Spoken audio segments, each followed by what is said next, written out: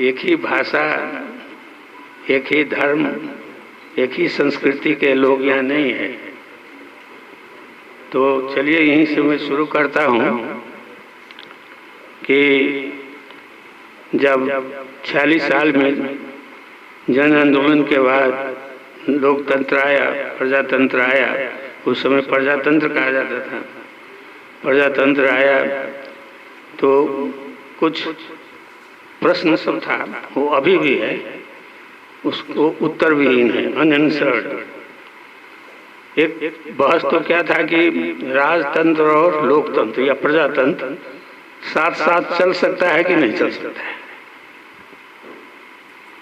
ये पहला उस समय का प्रश्न था। दूसरा था कि वर्तमान संरचना में, राज्य का जो वर्तमान संरचना है, उस संरचना से मधेश के समस्या का समाधान हो सकता है कि नहीं हो सकता है, यह भी बहस का विषय उस समय शुरू हुआ था। और तीसरा जो है, जो कि वो भी उतना ही महत्वपूर्ण है, नेपाल जो है नेशन स्टेट है कि मल्टी नेशन स्टेट है ना। जब हम कहते हैं कि हमें मल्टी कल्चरल सोसाइटी है, मल्टी कल्चरल सिटीजनशिप है, तो मल्टी कल्चरल सिटीजनशिप का मतलब, सिटीजनशिप होने का मतलब सिटीजन हूँ है, तो वो यूनाइट करता है लोगों को, समाज को। लेकिन तब जब समान कानून हो और समान राजनीतिक अधिकार हो, पॉलिटिकल आइडेंटिटी भी समान हो, कानून भी समानता का व्यवहार करे, तभी जो है ये चलेगा। लेकिन अब यहाँ पर जो है एक जाति का जो है संविधान में स्थान है, बोला गया है। अब उसका तो व्याख्या, बहुत व्याख्या है। तो ये तीनों का जो अनआंसर्ड है अभी तक जो है, जो नेशन स्टेट का कंसेप्ट कहाँ है, बहुत पुराना है, वो यूरोपियन कंसेप्ट है। जबकि यूरोप में प्रथम विश्व युद्ध के बाद जो है दो बड़ा बड़ा साम्राज्य तो था विभिन्न जाति धर्म का, वो साम्राज्य टूट गया, कोलैप्स हो गया, समाप्त हो गया। तो जाति धर्म आदि के स्थान पर, आधार पर आपको विभिन्न पूर्वी यूरोप में जो है विभिन्न राज्य का स्थापना हुआ था। जबकि एक ठो तो तुर्की साम्राज्य था, तुर्क जो अभी है राज्य के रूप में है। दूसरा ऑस्ट्रो हंगरी साम्राज्य था। तो अब अभी ऑस्ट्रिया हो गया, हंगरी हो गया, बल्गेरिया हो गया, रोमानिया हो गया, अल्बानिया हो गया। तो ये विभिन्न जो कि यही दो साम्राज्य के अंतर्गत ये राज्य सब था। तो ये सब जो है स्वतंत्र होकर जो है स्वतंत्र राज्य बना। तो इसलिए मल्टी वहाँ पर जो है तो नेशन स्टेट कि हर एक जाति का अपना जिसका भाषा संस्कृति धर्म अलग अलग जो था उस आधार पर जो है बना था। तो अब जो है हमारे जैसा देश जहाँ की मल्टी कल्चरल सिटीजनशिप है, मल्टी कल्चरल सोसाइटी है, एक ही जगह पर एक ही गांव में हम लोग जो हैं टोल के नाम भी से जाते हैं, तो फलाना टोल है तो फलाना टोल, तो जाति और धर्म के नाम पर भी टोल, सबका गांव एक ही है लेकिन टोल का नाम जो है फर्क लिया जाता है। तो इसलिए नेपाल जो है नेशन स्टेट है नहीं है, ये सरकारी कहना है। नेपाल एक मल्टी नेशन स्टेट हम लोग का कहना है कि यहाँ जो है विभिन्न जाति का, क्योंकि हमारा जो आंदोलन हुआ था उसका ये था कि पहचान के आधार पर जो है ऐतिहासिक रूप पर शोषण होता रहा है, विभेद होता रहा है।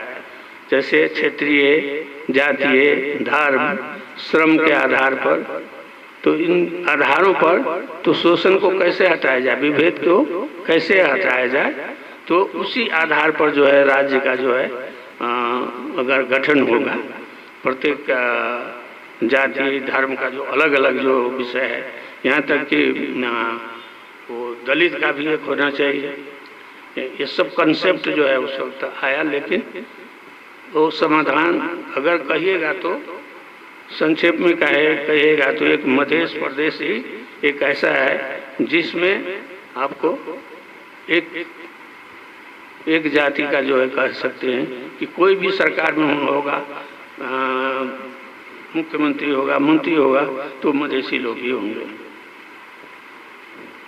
और किसी भी, आप लोग अभी प्रधानमंत्री की बात किए हैं, वो हो सकता है, नहीं हो सकता है, क्योंकि लोकतंत्र है, प्रजातंत्र जिसको कहते हैं, लोकतंत्र हम लोग जो लड़के आए हैं, तो ये नहीं हो सकता है। एग्जीक्यूटिव पद जो है, सर्वोच्च जो एग्जीक्यूटिव पद है, वो मधेसी को नहीं हो सकता है, ऐसी बात नहीं है।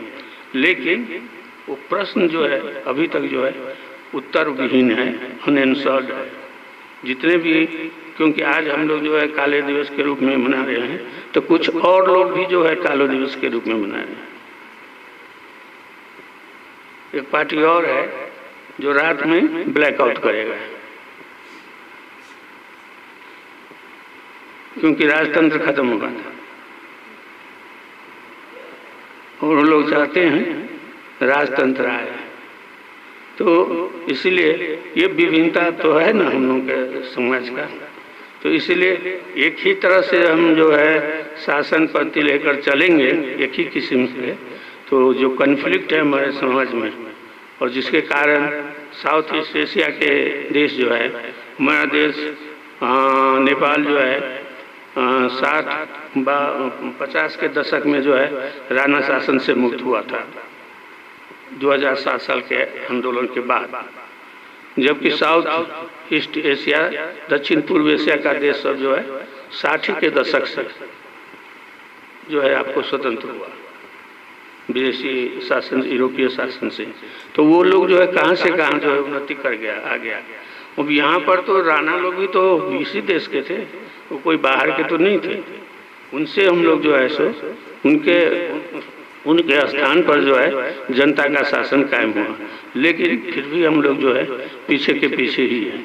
तो क्यों नहीं हो रहा है, क्या कारण है कि अभी भी जो है जिस लोकतंत्र की कल्पना हम लोग किए थे, जिसके लिए संघर्ष किए थे, वैसा नहीं है। वो कुछ ही लोगों के हाथ में अभी भी शासन सत्ता है, जिसके कारण कि आपको समय समय पर ट्रबल उपस्थित होता है। जैसे अभी जो है कुछ दिन ही पहले सत्ता पक्ष के गठबंधन जो है उसका बैठक हुआ था, प्रधानमंत्री जी बुलाए थे। तो वहाँ पर जो है 3 विषय जो है प्रधानमंत्री जी उठाए थे। तो एक तो है क्या कि संसद के अभी डिप्टी स्पीकर जो है, उपसभामुख जो है, वो एक पत्र जो है अमेरिका जाने के लिए, वीसा के लिए, वीसा इंटरव्यू के लिए एक पत्र जो है लिखे थे, जिसमें अपने सहित 5 आदमी और था, नाम था। तो इसलिए वो ये पाया गया, जो लीक हो गया वो पेपर, तो ये पाया गया कि ये तो गलत हुआ है, क्योंकि उपसभामुख तो जा सकते थे, उनके लिए तो संसदीय सचिवालय जो है, कोई भी पद जो है सरकारी पद पर जो होता है तो सरकारें से सारा व्यवस्था हो जाता है, उसके आने जाने सब व्यवस्था। तो इसलिए वो तो उनको चिट्ठी लिखना ही नहीं चाहिए था। अब लिख लिए हैं तो ये जो है उन्होंने कहा गया कि वो राजीनामा दी, लेकिन वो राजीनामा देने के लिए तैयार नहीं है, तो उसको जो है 2/3 बहुमत से हटाया जा सकता है। मानहानि जो है आपको नहीं होता है, संसद पर अधिकारी सबका मानहानि का केस नहीं दिया। जैसे और लोगों के लिए ना संवैधानिक पद पर और लोग जो हैं दूसरे संवैधानिक पद पर, तो उनके लिए मानहानि है, लेकिन संसद के जो पदाधिकारी हैं उन लोगों को 2/3 के आधार पर ही हटाया जा सकता है। तो ये एक विषय था। दूसरा विषय उन्होंने संशोधन की बात उठाई संविधान में जो है, और संशोधन में जो है देखिए नारा तो दिए हैं, हम लोग भी कहते हैं संशोधन, लेकिन एक्चुअली वो जो समझौता हुआ है 2 पक्ष के बीच में, उसमें क्या है कि 8 वर्ष हो गया संविधान को लागू हुए। अब 8 वर्ष में जो है इसका दुर्बल पक्ष और सबल पक्ष क्या है, पहले ये जो है अलग पहचान की जाए, उसके बाद संविधान को शोषण करना है। देखिए अधिकार अपने हाथ में रखे हुआ है। तब जो है संशोधन किया जाए कि नहीं किया जाए, बात समझे ना। पहले क्या करना है कि इसका मजबूत पक्ष क्या है, इसका कमजोर पक्ष क्या है, ये पता लगाना है। पता लगाने के बाद तब जो है इस पर विचार करेंगे कि अब इसको संशोधन किया जाए कि नहीं। लेकिन हम लोग तो यही समझे कि संशोधन होगा, संशोधन होगा। अब संशोधन होगा कि नहीं होगा बहुत दूर है, चाहेंगे तभी ना होगा संशोधन। तो ये चीज दूसरा ये था। तीसरा जो था आज के दिन के विषय में कि जो सरकार के लोग हैं इसको भव्य रूप से मनाया जाए। तो अब वो हर ईश्वर क्या था कि अब उनको शंका था कि तो पहले हमारी तरफ ही नजर वो करते थे, दिखाते थे। तो आपका क्या कहना है इसमें? हम कहे आप लोग जो चाहिए अभी तक तो वही होता रहा है, दूसरा हुआ है क्या? आप चाहते हैं कि उसको हटाया जाए तो हटा सकता है, आप चाहते हैं कि संविधान का संशोधन हो तो सकता है और लेकिन आप ये चाहता है कि हम सभी मिलकर धूमधाम से मनाएं।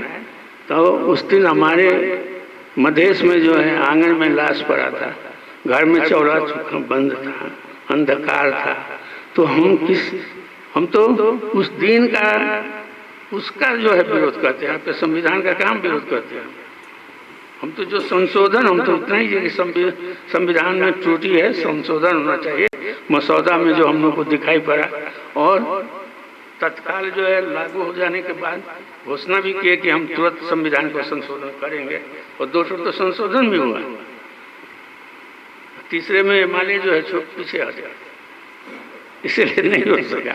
तो संशोधन तो हुआ, 2 संशोधन तो हो चुका है इस संविधान में, जिसको हम लोग उत्कृष्ट संविधान कहते हैं।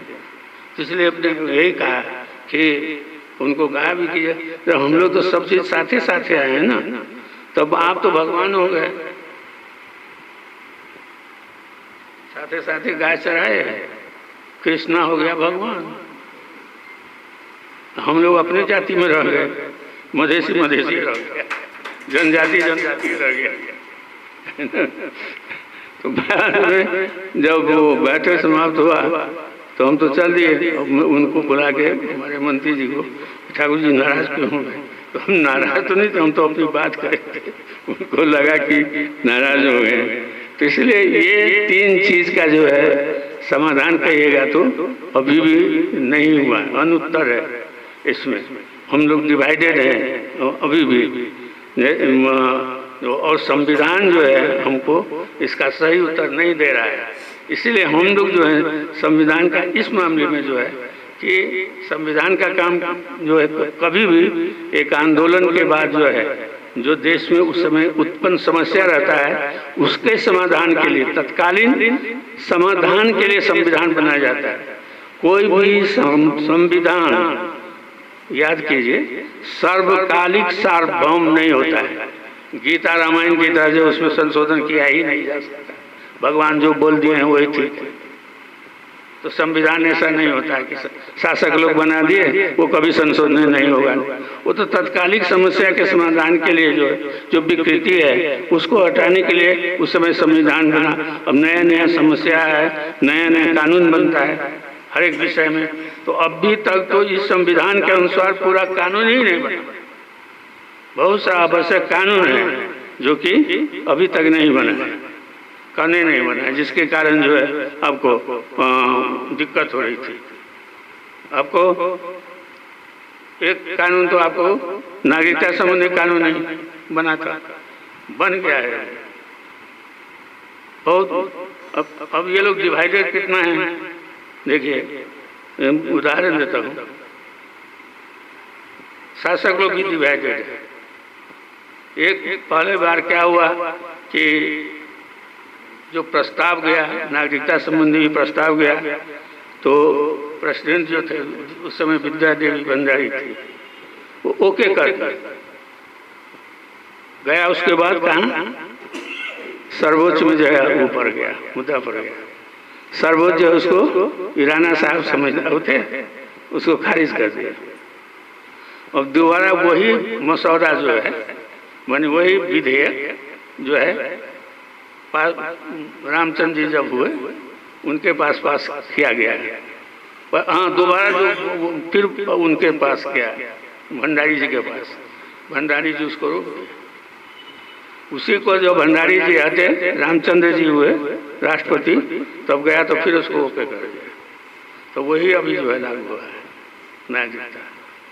अभी भी उसमें बहुत सारे वो है, लेकिन खैर जैसे भी जो है कुछ लोगों को नागरिकता मिल रहा है जैसा है।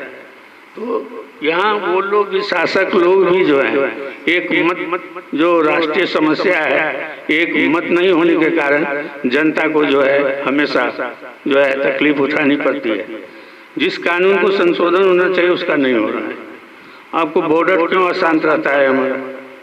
तो ये कानून है जो 2829 साल का, वो कानून जो है कि बाहर से कोई सामान आता है तो 100 रुपये से ऊपर का सामान है तो उसमें जो है भंसार देना है, और 100 रुपये तक का जो है सामान पर आपको कोई भंसार नहीं लगेगा।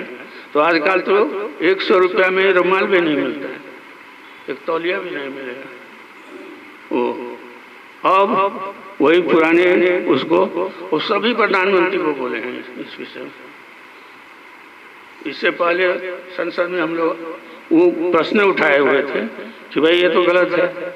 एक समझदारी हुई कि चलो भाई 1000 रुपया तक के, हाँ वो भरत मोहन अधिकारी थे वहाँ उस समय अर्थ मंत्री, जाकर उनसे हम मिले कि साहब आप तो मधेश में रहते हैं, बड़ा ठाट कहते हैं कि मधेसी हैं, आप इस समस्या को नहीं दें।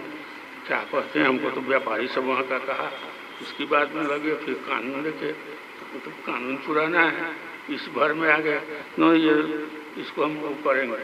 तो उस समय एक समझदारी हुई कि 1000 रुपये तक का सामान पर जो है हम लोग कहा कि चलो बेईमानी तो सब करता है, 1000 कर दिया तो 2500 का भी हो जाएगा, सामान लोग खरीदिए लेंगे। लेकिन वो खत्म हो गया। और दूसरा अर्थ मंत्री सब आए, सब कहें खुखलो कर देते, सब यूज करते, और खुखलो कर दी। यहाँ तक कि DIG को पता है, DIG मधेश के DIG देखे साहब ये गर्ने अब त्यहाँबाट गर्छ, अब हेर्नुहोस् न त्यो असुल गरे पनि 4% 5% भन्दा बढी बढ्दैन, राजस्व बढ्दैन, त जनताले तकलिफ भइरहेको छ। पर्व छ, तिहार छ, अब 3 चिजको लागि मधेस अहिले पनि डिपेन्डेन्ट पल्लो उसमा उत्पादी बजार पर निर्भर छ। एग्रीकल्चर सामानको लागि त्यसमा फर्टिलाइजर आन्छ। अब आफ्नो बजारमा सबै ठाउँमा त्यो पाइँदैन, सदरमुकाममा पाइन्छ, कहिले पाइन्छ कहिले पाइँदैन। बोर्डर पारी गयो भने तुरन्त पाइहाल्छ भन्छ। किचनको सामान, किचनको पनि छोटमोट सामान हुन्छ।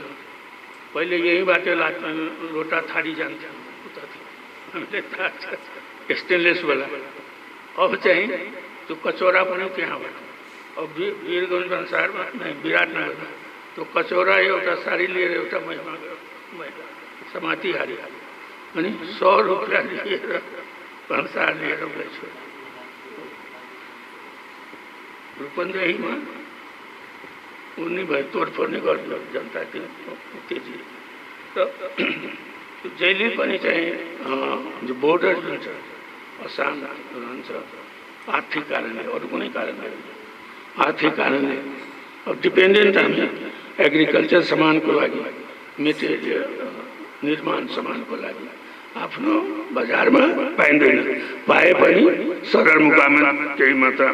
म मलङ्गवाको हिसाब बताउँछु कि 36 साल में जब मैं वहाँ गएको थिएँ, 36 सालदेखि त म त्यहीँ थिएँ, तो त्यहाँ खुर्पी माने सानो सानो सामान कहाँको मलङ्गवामा पाइँदैन थियो, सधैँ थिएन। पारी पाठक ये सामान सब ल्याउनु पर्थ्यो। अब तो मरम्मत वाला मोटरसाइकिल का मरम्मत नहीं होता था, उसका कोई नहीं था, अब हो गया। तो बहुत चीज़ है बदला है, वहाँ हुआ है, पहले नहीं था। आपको धोती नहीं मिलता था, मतलब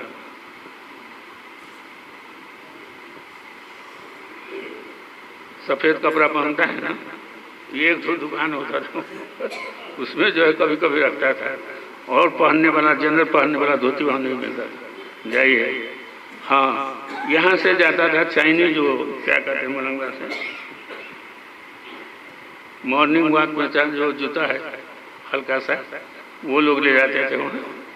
उसका झूल झूल झूल जाता था यहाँ से, और शाम में जो है शराब, वहाँ के लोग आते थे, बड़े बड़े लोग आते थे, झूम के शराब पीते थे, गीत गाते हुए जाते थे। तो ये सब जो है हम लोगों का। तो अब इसमें ये सामाजिक व्यवहार है। अब सामाजिक व्यवहार को आप सामाजिक ढंग से ही समाधान कर सकते हैं। और पुलिस लगा के, डंडा लगा के जो है उसको समाधान करना चाहेंगे तो ट्रबल होगा ही, तब तो कठिनाई बढ़ेगी। डंडे वाले को भी डंडा लग सकता है, वो लगा वहाँ बंदेही में एक भंसार से छोटी भंसार करता है, वहाँ जो तोड़ फोड़ कर दिया भीतर घुस के। तो ये सब समस्या बराबर जो है हम लोग उठाते रहते हैं, लेकिन अब क्या है, पूरी तरह से समाधान नहीं हो पाता है अभी तक, जो है पूर्ण रूप से उत्तर नहीं मिलता है, जिसके कारण राष्ट्रीय स्तर पर काफ़ी जो है दिक्कत होती है। अब आपको दिक्कत और भी दिक्कत होता है, मैं आपको कहूँगा, जो सरकार की तरफ से पढ़ाई लिखाई के विषय में बहुत सारा छात्रवृत्ति है, वहाँ जो है मधेश के विद्यार्थियों को दिक्कत होती है। अधिवेशन के समय में मधेश के विद्यार्थियों को दिक्कत होती है। तो ये सब जाना जानी हो रहा है, देख रहे हैं, कर रहे हैं। अब जाइए विरोध कीजिए, ये कीजिए, ठीक है, तब होता है, लेकिन सब तो विरोध नहीं करता है ना। सबको तो अपना तुरंत है काम लेना है, उधर एडमिनिस्ट्रेट कराना है, उसका डेट जो है वो हो रहा है। तो ये देखने में सामान्य बातें हैं, लेकिन तो जनरल चीज़ है। इसको तो सबको पढ़ना लिखना सभी को, इलाज करना सभी को है, सभी को ज़रूरत पड़ता है, सभी को अस्पताल जाना पड़ता है। जो आपको वो कोविड के समय में देखा गया, आपको जो है सरकारी अस्पताल में जो है बरामदा पर जो है वो लगाया गया, बेड लगाया गया, टेंट लगाकर जो है उसके कंपाउंड में वो किया गया। और इधर प्राइवेट लोग जो है 2400 2500 कितना लेकर जो है वहाँ भी नहीं मिलता था जगह, जिसको पैसा है वही जा पाता था। तो ये सब जीवन के हर एक क्षेत्र में जो है समस्या है, नहीं है सो बात नहीं है, और इसका समाधान हो सकता है, लेकिन उस तरफ नहीं समाज चल रहा है। चलिए, आपके पास लोग कहता है कि राज्य फेल करेगा, तो राज्य के हाथ में रह क्या गया है सो फेल करेगा। एक जगह जो है यही सभी बड़े बड़े नेता थे, सूर्यवाद थापा थे, कोको थे, सब जो है कि राज्य असफल हो रहा है। तो उन्होंने कहा कि अगर प्राइवेट स्कूल को हटा दिया जाए तो नेपाल में शिक्षा खत्म। थोड़े से जो है सामुदायिक विद्यालय, जिसको सरकारी विद्यालय कहते हैं, थोड़े से रह गया, वही पुराना जो कॉलेज था स्थापित, नया नहीं है। पानी का वही हाल है, बोतल बना पानी पीजिए। सरकार से जो सप्लाई होता है वो पूरा पानी सप्लाई नहीं होता है। फिर वो घर का कामकाज के लिए घर घर में जो है तो उसके बाद जो है आपको एजुकेशन हो गया। स्वास्थ्य में देखिए, अगर नर्सिंग होम सब क्या क्या सब डॉक्टर सब खोल रखा है, वो अगर हटा दे, कभी कभी कहता है ना लेफ्ट वाला, हटाओ इसको। हाँ, तो भाई विकल्प क्या है उसका? विकल्प तो ना, विकल्प है नहीं। ठीक है, महंगा है सब चीज़ है, लेकिन वो दे तो रहा है, जिसको पैसा है उसको तो जा तो रहा है। तो आपके पास माने गवर्नमेंट के पास, राज्य के पास जनता को सेवा सुविधा जो पहुंचाना चाहिए वो आप असमर्थ है, पहुंचा ही नहीं रहे, तो आप असफल कौन चीज में हुए? Non working state. भाई काम काज करने का वो हो तब ना जो वो फेल होगा।